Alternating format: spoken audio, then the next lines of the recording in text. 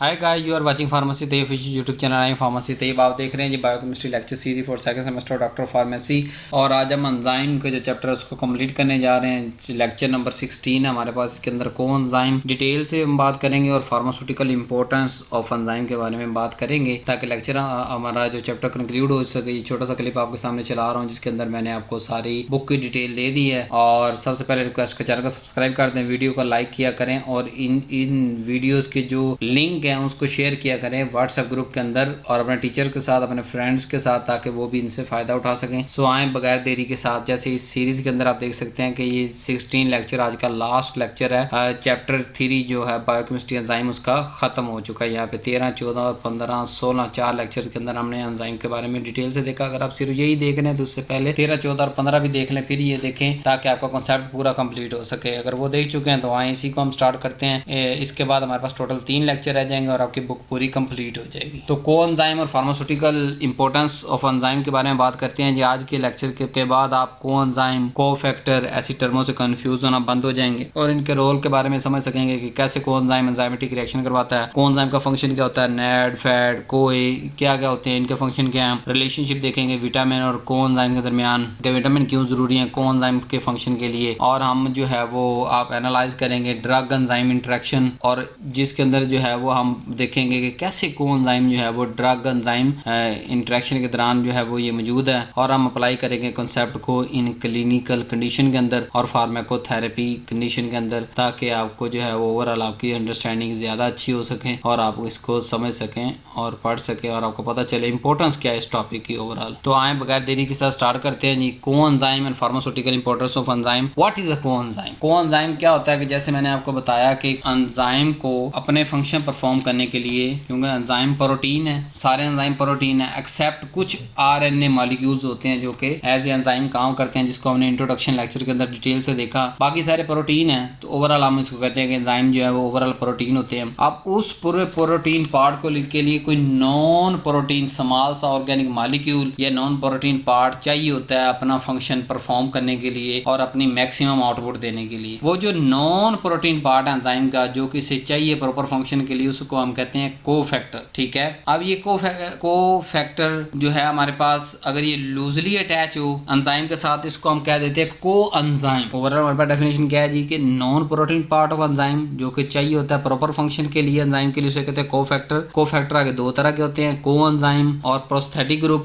हर वो को फैक्टर जो लूजली अटैच हो प्रोटीन के साथ उसे हम कहेंगे को एंजाइम, और जो कोवलेंटली बाउंड बना ले प्रोटीन पार्ट के साथ उसे कहेंगे प्रोस्थेटिक ग्रुप। तो को एंजाइम क्या है कि वो स्मॉल नॉन प्रोटीन पार्ट है जो कि एंजाइम के साथ बाइंड होता है लूजली और इसको फंक्शन के लिए काबिल बना देता है एंजाइम को। ये होता है कि इसके अंदर कैरियर होते हैं केमिकल ग्रुप्स के या इलेक्ट्रॉन्स होते हैं जो कि एंजाइमेटिक रिएक्शन के अंदर हमारे पास चाहिए होते हैं एंजाइम के प्रॉपर फंक्शन के लिए। अब इसका रोल क्या है कि ये बाइंड करता है एंजाइम के साथ और जो पूरी एक्टिव फॉर्म बनाता है उसको हम कहते हैं होलो एंजाइम। जब कोई को एंजाइम किसी एंजाइम के साथ अटैच हो जाएगा वो एंजाइम हो गया कंप्लीट, अब वो काम कर सकता प्रॉपर 100% फंक्शनल ग्रुप है, फंक्शनल हो गया 100%, उसको हम कहेंगे होलो एंजाइम। और एक होता है हमारे पास एपो एंजाइम। एपो एंजाइम भी यहाँ समझ लें कि जिसमें से ये सारा जो को एंजाइम रिमूव कर दें, सिर्फ इनएक्टिव एंजाइम बचा उसको कहेंगे एपो एंजाइम, और जिसके साथ जो है ये को एंजाइम अटैच हो जाए और वो उसको फंक्शनल कर दे कंप्लीटली 100%, उसको हम कहेंगे होलो एंजाइम। अब ये बाइंड करता है एंजाइम के साथ और उसको एक्टिव होलो एंजाइम के अंदर कन्वर्ट कर देता है को एंजाइम, और ये डायरेक्ट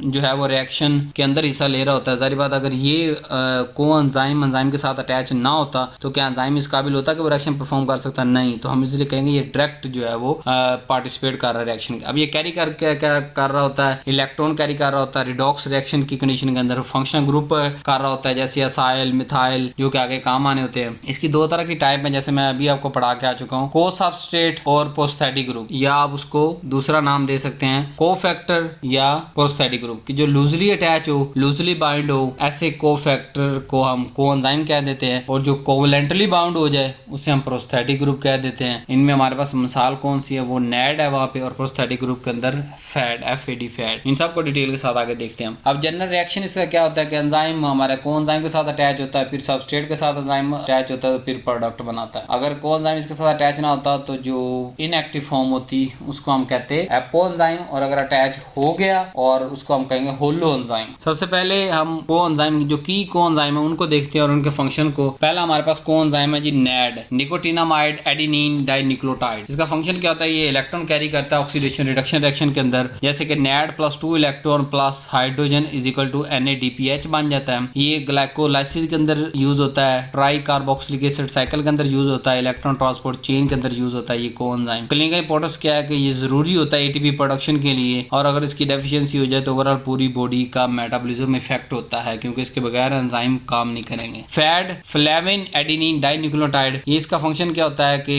ये इलेक्ट्रॉन कैरियर है और 2 हाइड्रोजन एटम को एक्सेप्ट कर सकता है। तो FAD+2H is equal to FADH2, 2 hydrogen खुद अपने अंदर ऐड कर लिए। ये इन्वॉल्व होता है फैट जो है वो ट्राईसाइक्लिक कार्बोक्सी के अंदर, जैसे कि स्पेसिफिक सक्सिनाइल डिहाइड्रोजिनेज एंजाइम जहाँ पे एक्ट कर रहा होता है वो फैट की वजह से एक्ट कर रहा होता है। अब ये डिफरेंट क्यों है, अब जो नैड था हमारे पास वो लूजली अटैच था, तो इसलिए हम उसको कह देते हैं को एंजाइम, जबकि ये फैट ये टाइटली बाउंड होता है, इसलिए इसको को फैक्टर को एंजाइम कहने के बजाय हम कहते हैं प्रोस्थेटिक ग्रुप। अब नेक्स्ट हमारे पास को एंजाइम है, को एंजाइम ए, को ए के नाम से। ये इसाइल ग्रुप को ट्रांसफर करता है और इसका फंक्शन होता है कि एसिटाइल कोए को बनाना। ट्राईसाइक्लिक कार्बोक्सिलिक एसिड के अंदर फैटी एसिड मेटाबॉलिज्म के अंदर ये इन्वॉल्व होता है, और इसके अंदर थायो ग्रुप मौजूद होता है, थायोल ग्रुप मौजूद होता है SH, जो कि बाइंड करता है और पूरी आगे कैटालिटिक का रिएक्शन करवाता है। अब हम विटामिन का रिलेशन देख लेते हैं। मोस्ट इंपोर्टेंट कोएंजाइम हमने पढ़ लिया, और विटामिन अब कौन कौन से चाहिए होते हैं, जो कि एक्चुअली ये हमारे पास विटामिन ही हैं जिनसे हमें कोएंजाइम ओरिजिनेट हुए होते हैं, यानी most coenzymes are drive from vitamin, specially B complex. ज्यादातर बी कॉम्प्लेक्स के टूटने, विटामिन बी कॉम्प्लेक्स के टूटने से जो है वो ज्यादातर कोएंजाइम बनते हैं। अब विटामिन यहाँ B3 की अगर बात करें, नायासिन, उससे हमारे पास कोएंजाइम की कौन सी फॉर्म आएगी, नैड NAD+ या NADP+, ये रिडॉक्स रिएक्शन के अंदर कोएंजाइम काम आएगा। फिर विटामिन B2 राइबोफ्लेविन, इसके अंदर फैड और FMN कोएंजाइम की 2 फॉर्म बनेंगी जो इलेक्ट्रॉन ट्रांसपोर्ट को सपोर्ट करेंगी। पेंटोथेनिक एसिड B5 या हमारे पास को-A कोएंजाइम देंगे जो कि साइल ग्रुप ट्रांसफर करेगा। नेक्स्ट विटामिन हमारे पास है थायामीन B1, जो कि TPP कोएंजाइम बनाता है, जो कि डीकार्बोक्सिलेशन के अंदर काम आता है, करवाता है डीकार्बोक्सिलेशन। पायरिडोक्साइम B6, ये बड़ा इंपॉर्टेंट है, ये PLP कोएंजाइम बनाने में हमारी मदद करता है भैया, इससे बनता है और ये अमीनो एसिड मेटाबॉलिज्म के अंदर बड़ा काम आता है। ओवरऑल हमने अब विटामिन भी पढ़ लिए जिनसे कोएंजाइम बने, और कोएंजाइम भी पढ़ ली, इनका रिलेशनशिप पढ़ते हैं कि अगर विटामिन की कमी होगी तो क्या होगा, कोएंजाइम की कमी हो जाएगी, मेटाबॉलिकल डिसऑर्डर ओरिजिनेट हो जाएगा। जैसे नायासिन की डेफिशिएंसी होती है तो क्या होता है, पिलैग्रा हो जाता है, और थायामीन डेफिशिएंसी होती है तो बेरी हो जाता है। अब हम नेक्स्ट टॉपिक देखते हैं कि ड्रग एंजाइम इंटरेक्शन। हर वो ड्रग एंजाइम इंटरेक्शन जिसके अंदर कोएंजाइम इन्वॉल्व है, सब ये 4 तरह के हैं। सबसे पहले कम्पिटिटिव इनहिबिशन, ड्रग में कम्पीट विद कोएंजाइम, के कोएंजाइम के साथ जो है वो ड्रग कम्पीट कर जाती है और ड्रग खुद वहां जाके बाइंड हो जाती है और अपना काम कर लेती है। जैसे मेथोट्रेक्सेट इनहिबिट करता है फोलेट डिपेंडेंट एंजाइम को। कोएंजाइम इनहिबिशन, कुछ ड्रग जो है ऐसी होती है जो कि ब्लॉक करती है कोएंजाइम फॉर्मेशन को, और जो है वो खुद वहां जाके अटैच होती हैं, कोएंजाइम बनने नहीं देती, और जब कोएंजाइम नहीं बनेगा तो वो एंजाइम के साथ अटैच नहीं होगा, जब एंजाइम के साथ अटैच नहीं होगा तो एंजाइम काम नहीं कर सकेगा। तो जैसे आइसोनायाजाइड, ये इफेक्ट करती है विटामिन B6 के मेटाबॉलिज्म को, फिर जो है वो ओवरऑल जब B6 का मेटाबॉलिज्म नहीं होगा तो कोएंजाइम नहीं बनेगा, कोएंजाइम नहीं बनेगा तो आगे रिएक्शन कैरी आउट नहीं हो सकता। फिर कोएंजाइम एनालॉग ड्रग, कुछ ड्रग ऐसी होती हैं जो कि स्ट्रक्चरली सिमिलर होती हैं बिल्कुल, जैसे कि कोएंजाइम होते हैं, तो स्ट्रक्चर एनालॉग होते हैं, तो ये उनकी जगह पे जाकर बाइंड हो जाते हैं और एंजाइम समझता है कि अच्छा ये मेरे को एंजाइम ही है और वो एक्टिव हो जाता है। जैसे सल्फोनामाइड मिमिक कर लेता है एग्जैक्ट पाबा को,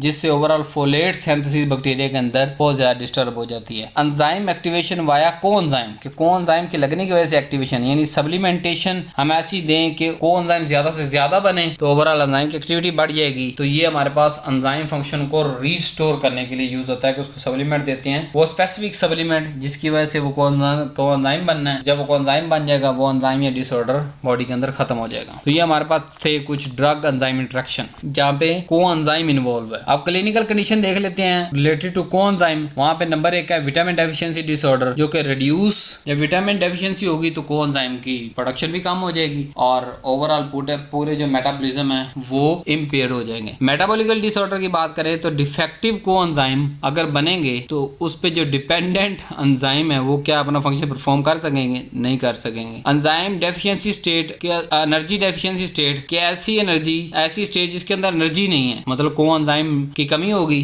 तो एटीपी की प्रोडक्शन नहीं होगी। जब बॉडी एटीपी की प्रोडक्शन नहीं होगी तो इसका मतलब में वाज़े ज़ाहिर नजर आ जाएगा कि अच्छा कोएंजाइम मौजूद नहीं है। कौन से नैड और फैट जो कि एटीपी के प्रोडक्शन के अंदर इन्वॉल्व है। न्यूरोलॉजिकल डिसऑर्डर की अगर बात करें, बहुत सारे कोएंजाइम यानी बी विटामिन वो जरूरी होते हैं नर्व फंक्शन के लिए। तो जब नर्व फंक्शन के अंदर डिस्टर्बेंस आ रही है या कोई ऐसा प्रॉब्लम ओरिजिनेट हो रहा है जो कि जिसके अंदर नर्व फंक्शन बहुत ज्यादा एक्सप्रेस कर रहा है या नॉर्मल भी मिकदार में एक्सप्रेस नहीं कर रहा, तो वो न्यूरोलॉजिकल डिसऑर्डर क्रिएट हो जाएंगे। फार्मास्यूटिकल एप्लीकेशन की अगर बात करें तो विटामिन थेरेपी यूज करते हैं हम कोएंजाइम के परिकासर के तौर पे कि यार इसको विटामिन खिलाओ, इसकी कोएंजाइम की कमी है। जब विटामिन अंदर जाएंगे कोएंजाइम बनेगा तो इसकी जो ओवरऑल डेफिशिएंसी खत्म हो जाएगी। जैसे कि बी कम्प्लेक्स सप्लीमेंट, हमारे पास बी कम्प्लेक्स हर किसी में हमारे पास बी कम्प्लेक्स होता है क्योंकि ज्यादातर हमारी बॉडी के कोएंजाइम बी कम्प्लेक्स से बन रहे होते हैं। तो जब बी कम्प्लेक्स कवर होगा तो समझो 80% तक कोएंजाइम हमारे बॉडी के अंदर बनने शुरू हो गए तो उस बच्चे को भूख भी लगना शुरू हो जाती है, खाना भी शुरू कर देता है और ओवरऑल उसके अंदर जो है वो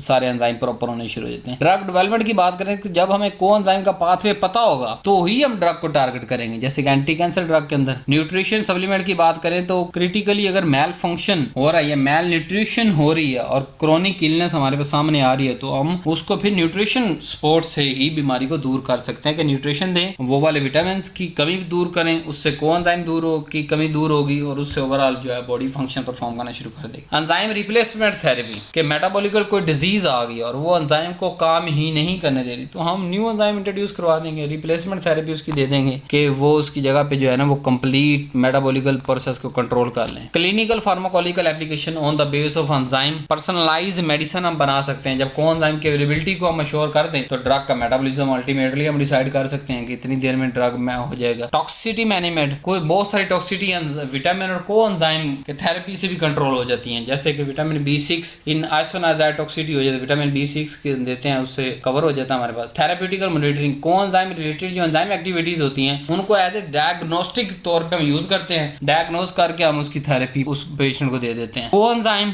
और उसकी फार्मास्यूटिकल इंपॉर्टेंस क्या है जी, ओवरऑल कंक्लूजन देखते हैं कि कोएंजाइम बड़े ही जरूरी हैं और एसेंशियल ऑर्गेनिक कोफैक्टर्स हैं जो कि एंजाइम एक्टिविटी के लिए चाहिए। इनके अंदर नैड है, फैड है, कोए है और बहुत सारे जो ये कोएंजाइम है वो विटामिन बी कम्प्लेक्स से बन रहे होते हैं। तो ओवरऑल सबसे पहले अगर कमी हो रही है विटामिन बी कम्प्लेक्स पूरा करो। They play a crucial role in drug action, metabolism and disease management. Overall हर जगह पे एंजाइम इन्वॉल्व हैं और अगर हमें कोएंजाइम समझ आ गया तो हम फार्माकोथेरेपी भी कर सकते हैं, क्लिनिकल प्रैक्टिस भी कर सकते हैं। Thank you very much. उम्मीद है आपको ये लेक्चर पसंद आया होगा। आज के लेक्चर के अंदर हमने एंजाइम के टॉपिक को कंक्लूड कर दिया है। नेक्स्ट लेक्चर के अंदर नया चैप्टर होगा और सिर्फ 3 पीछे लेक्चर रह गए हैं। इंशाल्लाह हमारी ये बुक पूरी कवर हो जाएगी, उसके बाद जो है वो किसी दूसरी बुक पे हम शिफ्ट हो जाएंगे। बुक अवेलेबल है, अगर आपको चाहिए तो आप ले सकते हैं। इस व्हाट्सएप नंबर पर रब्ता करें, आपको प्रोसीजर समझा दिया जाएगा, या व्हाट्सएप पे ऑर्डर करें, स्क्रीनशॉट लें और इस नंबर पे जो है वो आप स्क्रीनशॉट शेयर कर दें, बाकी डिटेल आपको आगे समझा दी जाएंगी। और वेबसाइट पे अकाउंट बनाना कोई बड़ी बात नहीं है, आप इजीली जीमेल दें जो आपको ऑलरेडी आपके पास फ़ोन के अंदर चल रही है, पुरानी जीमेल जो चल रही है फंक्शन हो आपके मोबाइल के अंदर, वो दें। नया पासवर्ड लगाएं, अपनी मर्जी का पासवर्ड को कंफर्म करें, दोबारा वही पासवर्ड दोबारा लिखें और साइन अप हो जाएं। आप एक दफ़ा साइन अप होना, फिर जितनी दफ़ा आपको जाना लॉगिन पे प्रेस करना, लॉगिन आप होते चले जाएंगे। So thank you very much. उम्मीद है आपने ये लेक्चर शेयर कर दिया होगा अपने स्टूडेंट के साथ जो आपके क्लास के अंदर पढ़ रहे हैं, अपने टीचरों के साथ। सो उसके लिए लव यू सो मच। अल्लाह हाफिज़ व नासिर। नेक्स्ट लेक्चर नीचे वाले लेक्चर में मुलाकात होती है।